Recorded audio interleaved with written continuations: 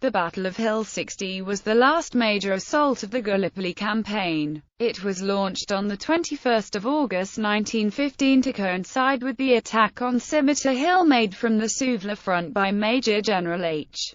B. Delisle's British Ninth Corps, Stopford having been replaced in the few days previous. Hill 60 was a low knoll at the northern end of the Sari Bair Range which dominated the Suvla landing. Capturing this hill along with Scimitar Hill would have allowed the Anzac and Suvla landings to be securely linked. Two major attacks were made by Allied forces, the first on 21 August and the second on 27 August. The first assault resulted in limited gains around the lower parts of the hill, but the Ottoman defenders managed to hold the heights even after the attack was continued by a fresh Australian battalion on the 22nd of August. Reinforcements were committed, but nevertheless the second major assault on the 27th of August fared similarly, and although fighting around the summit continued over the course of 3 days, at the end of the battle, the Ottoman forces remained in possession of the summit.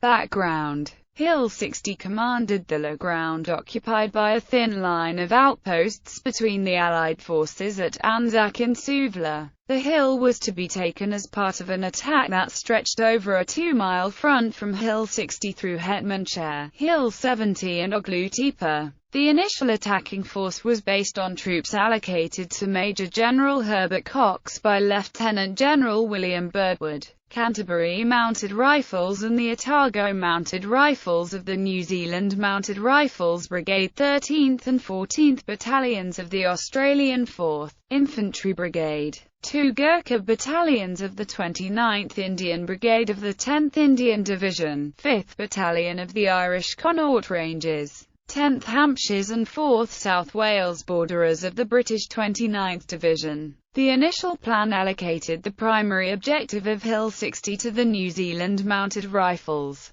To their left, the Connaught Rangers were to take the water wells at Cabot Kuyu and the Gurkhas the wells at Sasak Kuyu. To the right of the NZMR, troops of the Australian 4th Infantry Brigade supported by the 10th Hampshires were to launch a feint attack on the spur just above the knoll itself, to draw off Turkish reserves. Battle. On the morning of 21 August, it was decided that the New Zealand artillery support, that had been planned to pre-empt the attack, would be diverted to support the Suvla offensive. The start time for the advance on Hill 60 was put back by 30 minutes, by which time it was expected that the artillery would be available to support it. As a consequence, Hill 60, and the area around it, received practically no bombardment and the attackers were guaranteed to face severe opposition because the Turks were alerted. The NZMR moved out at 3:30 with a 400-meter approach march to the Ottoman positions. A number of Turks, on seeing the advancing lines, abandoned their front trench, ran back to their rear trenches and, by 3:45,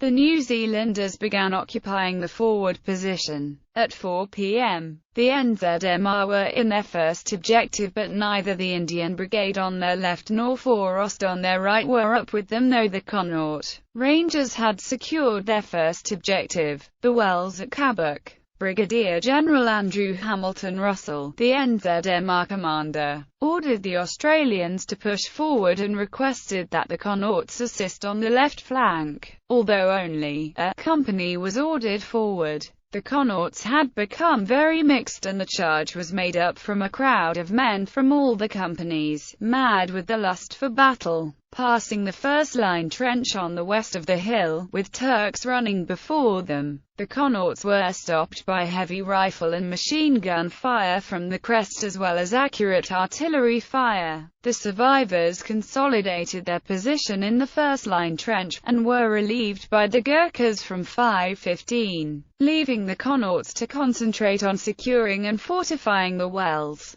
The right flank was still having difficulties. From Hill 100 down to Hill 60, the Turkish trenches and artillery commanded the Kayacikdere Valley, which Forrest and the Hampshires had to cross. Those that survived the crossing had dug in at 5 p.m. An artillery shell had set undergrowth on fire, burning many of the wounded to death. The Connaughts joined up with the NZMR to their right by 7 p.m., but there was still a gap between the NZMR and the Australian 4th Infantry Brigade. On the 22nd of August, the attack was reinforced by the Australian 18th Battalion, which was part of the newly arrived Australian 2nd Division. The men were fresh and healthy, in stark contrast to the veteran troops, but were inexperienced and ill-equipped. Attacking only with the bayonet, they suffered 383 casualties, out of 750 men, in the dawn attack on Hill 60.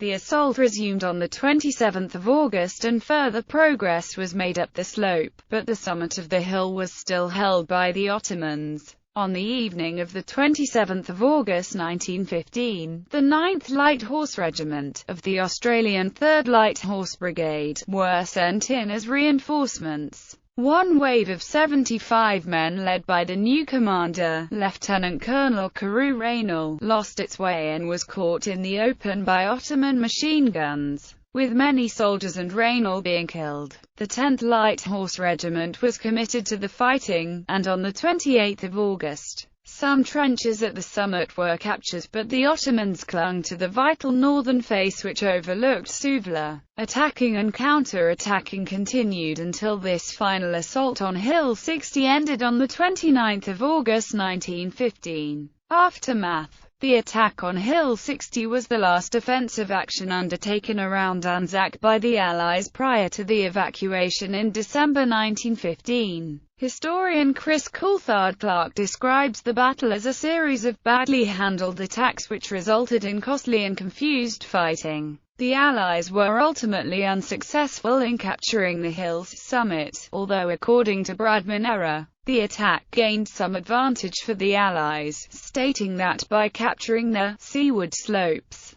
the Anzac flank was secured and the link with Suvla opened. Nevertheless, it proved costly, with the Allies suffering over 1,100 casualties. The Australian 18th Battalion alone was reduced to one-third of its original strength after less than a fortnight of action. One Australian, 2nd Lieutenant Hugo Throssell of the 10th Light Horse, received the Victoria Cross for his actions during the battle. General Ian Hamilton, the overall Allied commander, recorded on the 29th of August that, "This evening we were all in good form owing to the news from Anzac. Knoll 60, now ours throughout, commands the Bayou Canafata Valley with view and fire, a big tactical scoop." This was based on a report from Birdwood, who mistakenly believed that the knoll itself had been taken, whereas, in reality, the Turks still occupied half of Hill 60. The result was a stalemate.